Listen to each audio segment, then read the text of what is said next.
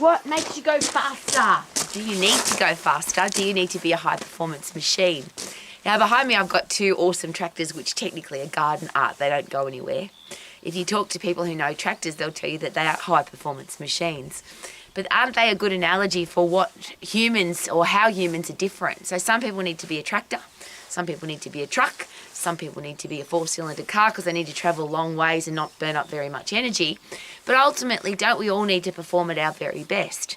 So what makes us go faster? Now, according to the Formula One folks, they might suggest that red makes you go faster. Isn't that funny? Have you ever been told that? I've got a red car, so it goes faster. But surely the inside burning of your body, so whether you're a four-cylinder, a six-cylinder, a V8 or a V12 or a jet engine, do you need to be finely tuned? And can you turn a four-cylinder human into a jet engine? Is that possible? And according to the experts, the people who study muscle physiology, people who study heart and lung physiology, skeletal, muscular, cardiovascular, respiratory systems, whatever you've got at the moment, you can fine-tune to be better. Now, you might not be able to fine-tune to be a 100-metre sprinter that can run under 10 seconds, but whatever you are at the moment, is it possible to get fitter, stronger, faster, be able to jump higher, kick further, whatever it is that you want to do? And of course, the answer is yes. But there's the question that I always ask. If you want to go faster, if you want to run faster, you don't go to the walking class, do you? You go and run with people who run faster than you do. If you want to get 100% performance out of your own body, why do we put in a 50% effort? It's one of the questions that I asked very early on in my career as an exercise professional. And I'll go a bit further than that, much younger. I used to be a swimmer when I started when I was around about 8 or 10, something like that. And I used to say to my swimming coach, I have to do 50-metre sprints when I compete. Why am I doing these big, long 1-kilometre warm-ups in the morning? And of course, people that don't study anatomy and physiology, they just regurgitate what other people have told them or do what they would have done in the past. And that's one of the things, please, being very respectful, but please make sure that whoever's coaching you is not just regurgitating what they did when they were an athlete or what other coaches are doing. Wouldn't it be awesome if all coaches understood anatomy and physiology? So what is the benefit of working at 50% effort if you want to compete at 100% effort? And I think that life is more important than competing in a 100-metre race or a 50-metre swimming race. Surely everything that you need to do in your life, do you want to do it at 100% effort? So there's an argument that you've got to have a base level of aerobic fitness and you need to work your way up to being really, really fit before you put in 100% effort. But here's my question. If you understand the human body's energy systems, there's 3 of them. We have the aerobic system, the lactate system, and the phosphate system. The aerobic system, we live in it every single day, all of us. We're breathing in oxygen, we breathe out carbon dioxide, and our body works in that energy system. We're drawing energy from carbohydrate, a little bit of protein and fat. The other 2 systems are different. So if you want to push yourself, surely you've got to get out of your comfort zone, the zone that you live in 24/7, if you want to get fitter and stronger. So it never made any sense to me. My base aerobic fitness is that I live my life there. So if I want to get fitter, I've got to get puffed. If I want to get stronger, I've got to lift heavy. Now, the energy system in the middle, the lactate system, people can go very fast in that system, but it's got a few challenges if you're training people. Number 1, you get a burning sensation in your muscles, and technically they call that some kind of lactate burn, lactic acid, but it happens when you work hard in that system. Your muscles burn, and for some people they feel sick. It's called the green zone for a reason. They feel nauseous. So if you're training people to get 100% result from their exercise program, they're not going to get it in the aerobic system because it's too slow and too boring and takes too long. But if you put them into the lactate system, there's a high risk. They're definitely going to get a burning sensation in their muscles. That's part of the lactate system. But there's also a high risk they're going to feel sick. How many people want to train like that? I haven't met too many. There are a few weird people that love it. Interesting side note, K-Man used to train a guy who'd come to training his personal exercise coaching sessions with a bucket. And if he didn't throw up in that bucket, he would get cranky. That was his goal, to work so hard in the lactate system that he would throw up in his bucket. And he had motivational quotes on the bucket and he used to bring it in proudly every week. Haven't met too many other people like that though. If you're an elite athlete that has to exercise in that system, you compete in that system, then you obviously need to train for that system. But the really exciting energy system is the phosphate system.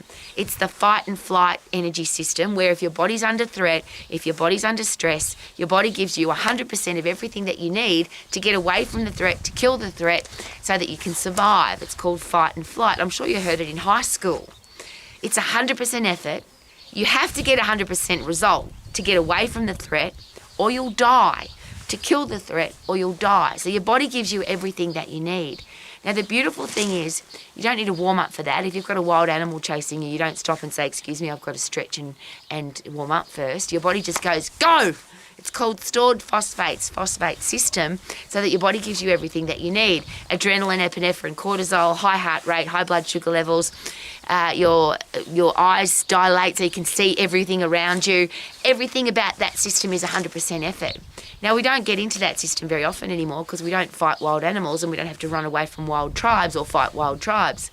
But life does throw threats at us, challenges at us, stress at us. Why do we then try and get rid of that stress at a 50%, 70%, even 80% effort? Why not go at 100% effort? So that's, now I'm again, as I always do, I get into my begging position. Get red. Get in the red zone and go faster. Not the green zone, which is feel sick. The red zone is go as hard as you possibly can in the phosphate system, which is 100% effort. And then you'll get fit and you'll get strong. And then you'll be able to do all the things that you need to do. You'll go faster, you'll kick higher, you'll punch harder. Everything will be better because you're fitter and stronger. To get strong, you've got to overload at 100% effort. Once you go out of that phosphate system, you're no longer in a 100% effort system. So if you can lift something more than 4 or 5 times, it's too light. If you can go for longer than 10 seconds and not get that, well, if you go longer than 10 seconds and you're pushing really hard, you'll feel the lactic acid, the lactate system tap in. That burning sensation will tap in. You'll feel it. And if you're going really hard, it'll make you feel sick. So what a simple system, and maybe that's whoever you believe in designed for us to be fit and strong in that very simple, short and fast system, 10 seconds, because most people don't do any exercise. So the further you get away from zero, the less likely people are to exercise. So if you are a parent, a teacher, a coach, an exercise professional, somebody that gives people exercise programs to do, we already live in the aerobic system. The green zone, the lactate system, has some challenges all by itself unless you've got an elite athlete that needs to train in that system. So why do we give people long, boring exercise programs when the 100% effort system is 10 seconds? Get puff for 10 seconds. That's punching, kicking, soft sand, skipping. Any machine will get you there really quickly. A bike, a cross trainer, a treadmill. And run up a hill, run through some soft sand, jump really high. You can get puffed really quickly. And if you go at 100% effort, is it more likely they'll get 100% result? So rather than giving people long, boring exercise programs, and of course overuse, injuries come from doing something over and over and over and over, overuse.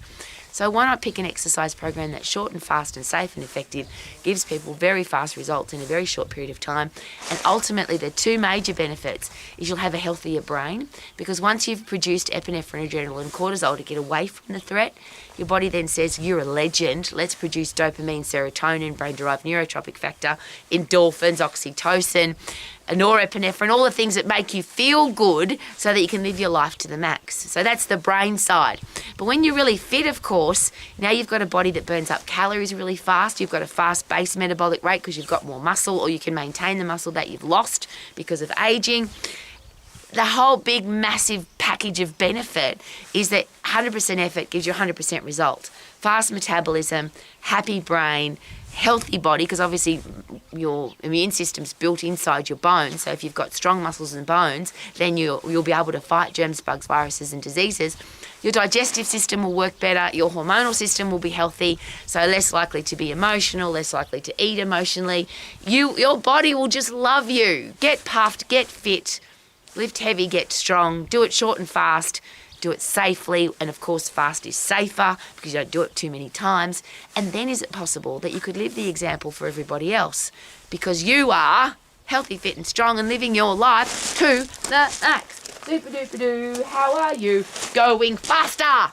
Let's go faster! Red makes you go faster. Woo! Check out my garden and check out the snow. It's bloody awesome. Yay!